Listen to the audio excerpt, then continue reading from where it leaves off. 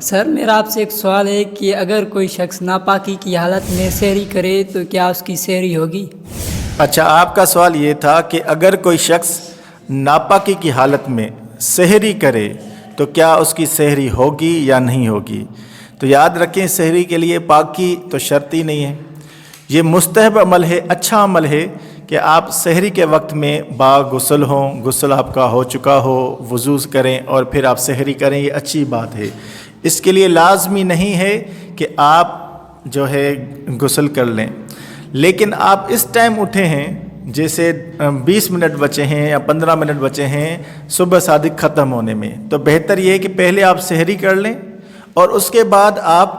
غسل کر لیں، تو سحری ہو جائے گی۔ سحری کے لیے کوئی شرط نہیں کہ پاکی کرنا، تو بہتر یہ مستحب یہ ہے کہ آپ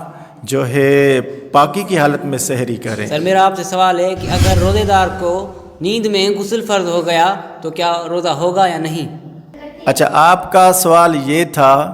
کہ نیند کی حالت میں اگر روزے دار کو غسل فرض ہو گیا تو کیا اس کا روزہ ہوگا یا ٹوٹ جائے گا؟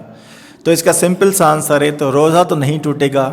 کیونکہ جب آپ نیند میں ہوتے ہیں تو آپ آؤٹ آف کنٹرول ہوتے ہیں، کوئی آپ کی چیز کنٹرول میں نہیں ہوتی، جتنے بھی ڈریمز آتے ہیں، خواب آتے ہیں، یہ تو آپ اس کو کنٹرول تو نہیں کر سکتے، تو اس حالت میں اگر آپ پر غسل فرض ہو گیا تو آپ کا روزہ نہیں ٹوٹے گا۔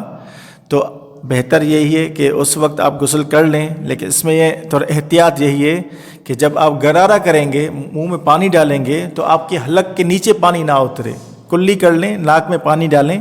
لیکن جیسے غسل میں ناک کی نرم ہڈی تک پانی چڑھانا ہوتا ہے، تو اس میں آپ زور سے پانی اوپر نہیں کھینچیں گے، اس سے آپ کا روزہ ٹوٹ سکتا ہے۔